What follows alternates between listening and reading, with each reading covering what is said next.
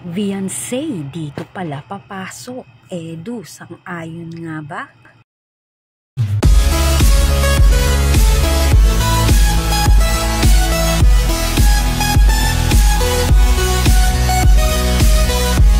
Edu, sang-ayon nga ba kung saan papasok itong si Beyonce? Tara, alamin natin. Kamusta po mga kalingap? Muling nagbabalik ang inyong lingkod mini vlog. Naghahatid ng update tungkol sa mga kalingap. Kung bago ka pa lang sa aking channel, mag-subscribe na at huwag kalimutang mag-like para lagi kayong updated sa aking mga video. Tapusin po muna natin ang video bago po tayo magkomento. Patuloy po natin din na suportahan ang founder po ng Kalingap na si Kuya Val Santos at Kalingap Rab. Dahil alam naman natin na madaming natutulungan sila ng mga kababayan natin. Araw-araw po natin na suportahan at panoorin ang kanilang mga videos.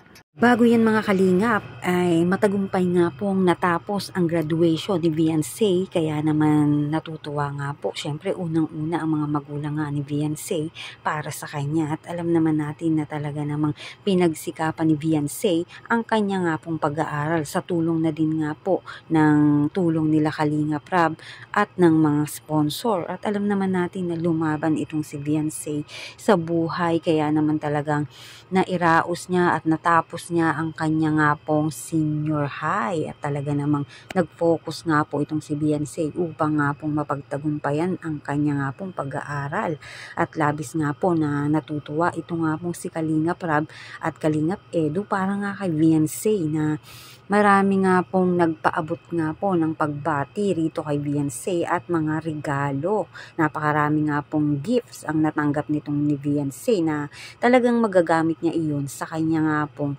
pag-aaral. Ngayon nga pong papasok na siya nga po yung magiging kolehiyo na. At samantala, Beyonce, todo pasasalamat dito nga po kay Kalingap Edu na wala nga pong sawang pagsuporta nito ni Kalingap Edu dito nga po kay Beyonce. Mula nga po yan umpisa hanggang ngayon ay hindi matatawaran ang suporta nga nito ni Kalingap Edu dito kay Beyonce at nakikita natin yan sa bawat nga po vlog ni Kalingap Rab.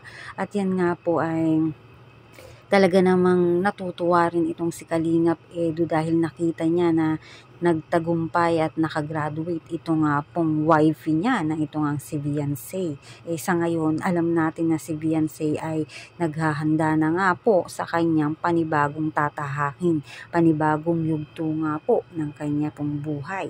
Ayon nga po sa iba, baka naka-enroll na ito nga pong si Beyonce para sakali nga pong mag-umpisa na nga po ang pag-aaral niya ngayon sa kolehiyo ay hindi na nga po ito iisipin pa ni Beyonce. Payo nga po ni Kalingap Edu kay Beyonce na dapat nga po pag siya nga po ay nag-aaral na sa kolehiyo ay mag-focus nga po itong lalo na sa kanya nga pong pag-aaral dahil alam natin mga kalingap na napakahirap mag-college na talagang dapat ay seryoso ka sa pag-aaral dahil yung pinag-aaralan mo yan na rin naman yung tinuturo sa'yo para maging kung ano ka.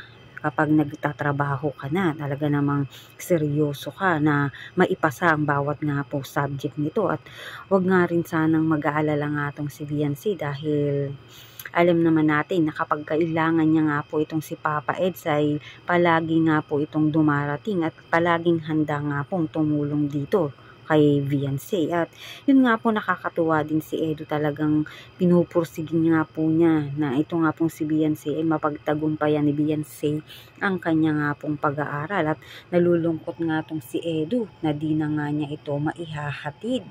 Dahil nga po ito nga pong si Beyonce ay magdodorm. Ito nga po ay magdodorm sa college dahil nga po para mas malapit naman nga kung uuwi, kung may pasok ay malapit nga po itong si Beyonce. Kapag wala nga pong pasok ay uuwi nga po siya doon sa kanila. At malungkot man si Kalingap Edu dahil nga po di na sila palaging magkikita o hindi man lang siya palaging makakabisita kay Beyonce, ay payo naman ito ay lagi nga po siyang nandyan para kay Beyonce na handa palaging sumuporta rito.